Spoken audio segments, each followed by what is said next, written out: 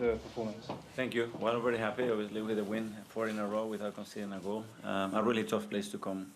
I told the boys, the game that we had to expect, a team that is super intense, very direct, man-to-man. So very short sequences of play, a lot of fouls, a lot of restarts, very difficult to get any fluency in the match. But if we were patient and emotionally controlled, we're going to have our chances and the way they set up. And we did that. I think the margin was, at the end, it looked comfortable, but I don't think it was a comfortable match at all. And not only the win, but as well the fact that we have some players that they haven't played much playing, performing really well. Mikel stepping up as a 9 and scoring 2 goals. Mike's making his debut and probably the youngest ever, probably. Andre as well, so a lot of positives tonight. Can I just ask about Mikel Marino, the value that he gives you as a player? He's one of the leaders in the squad and again stepping up as a striker. Just a joy to have him. I always say the same thing. It's his versatility on the pitch, the things that he can do. It's his mindset, it's his leadership, it's the way he is as a person. And today we are missing a lot of attacking players, and we have to find different solutions. He comes in Champions League, scores 2 goals. Ed, Guardian. Hi, Mikel. Just you mentioned Max. Obviously, it's been an amazing week for him. Last week, he became the youngest player to start a game for Arsenal, and then today, youngest in the Champions League. What is it about him that makes him, so mature for his age and able to handle that? What he's done on the pitch, that he comes in, the first ball he takes people on, and starts to dribble, gets a foul. That's personality, that's courage, and that you cannot teach that. You have it or you don't, and it doesn't matter what his past process. You throw him in this context, and he's ready to adapt and have a good performance. So really happy with that. And just on the defence, it's 8 clean sheets now for the first time since 1903. So that's a remarkable record. Did you just say something about that achievement? Well, that's a long time ago, so it tells you about the difficulty of achieving it. There is a lot of work there, obviously, to achieve that.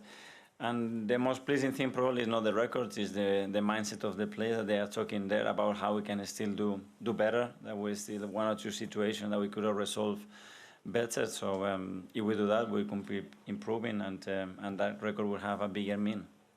Tom, Football London. Hi, Mikel. Just on that clean sheet record, at the end, it very much looked like you might lose that. And I did notice that as the referee was going over, you were applauding him going to check the screen. What were your emotions thinking that you might lose that record? I wasn't happy at all, and I clearly saw that it could never be a penalty.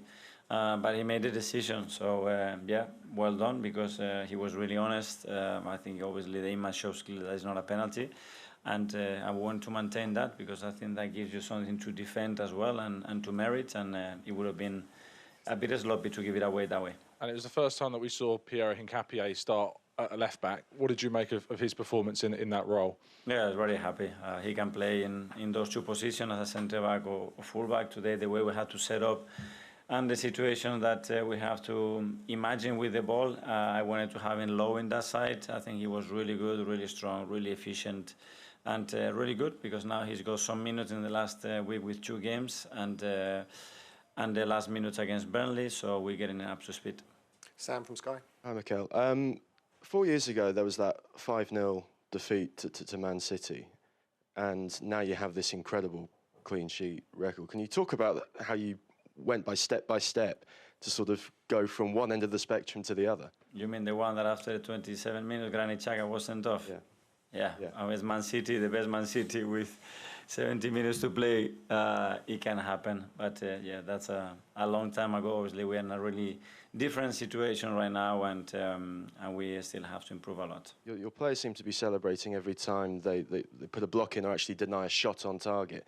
People sort of, take a lot of pride in not in keeping clean sheets, but have they transitioned to shot on targets now? They don't even want to let that. Yeah, well, because if we are able to nullify that from the opposition, obviously the opposition has very restricted ways to score a goal, and today we gave him a few moments, especially in open spaces, direct play, that we could have done better, but overall very happy.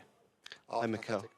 Just on something Miles mentioned last week, I know you spoke about it, the our house terminology about the Emirates, and you said the context is slightly different when you go away from home. I was just wondering what you feel is so different about, say, these away trips when you're defending those moments. Well, the energy, the belief. We come to a place that they create a special atmosphere. You saw that from the beginning.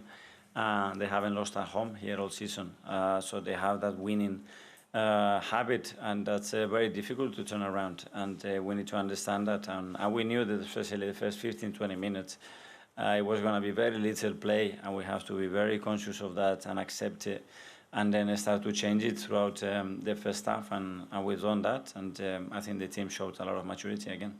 And William Saliba seemed to be stepping into midfield quite more often tonight. Was that more so because Martin Zubimendi wasn't playing, or is that something you'd like to see him doing a bit more often? That was related about the way they press and the way the nine makes the press, and where we could find certain advantages and time, because if not, everything is absolutely man-to-man, and it's a really difficult game to play constantly, especially after the direct play. But yeah, and we could have done better. It's something we haven't had time to train really, so to have some more solutions and to try things and to especially put players in their qualities with a bit more time on the ball is something that I wanted to try.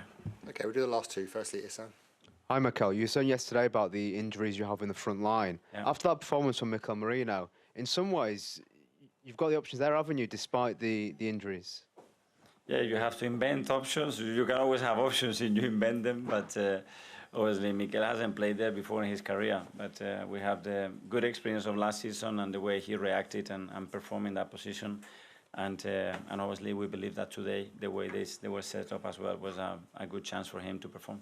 What have you done with him in particular to help him finish, for example? Because with Spain this season, he's been bagging shed loads of goals there as well. So what is it that's changed?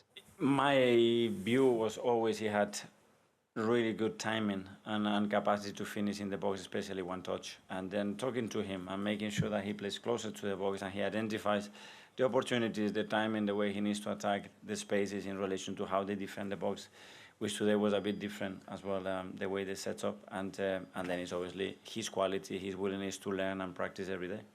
And finally, Tostic. Hi, Mikel. Hi. Your old boss, Arsene Wenger, used to say, confidence goes quickly, but it comes slowly. How would you say the confidence in the team is right now? How do you maintain that confidence within this group of players? Well, first of all, feeling prepared. So now it's about the next game and feeling prepared, doing the right things to get to the game with a lot of clarity and in a really good emotional state. And I'm sure we will do that, and then performing at this level to make it really difficult for the opponent and try to earn the right to win the game. And a quite quick word on Jurien Timber. His performance, he's coming on leaps and bounds, both ends of the pitch. After that horrendous injury, he really settled in, and he probably doesn't get the recognition as some of the players, but what a player he makes this team. It's incredible. Extraordinary. For me, he's been phenomenal in every department. I think he's taken his level and the team's level to a different dimension. Again, his courage, the way he penetrates, the way he wins duels, the way he understands the game, the way he wants to make things happen. A big example for the rest of his teammates. Okay. Yeah. Thank you very much. Thank you. Good night, everyone.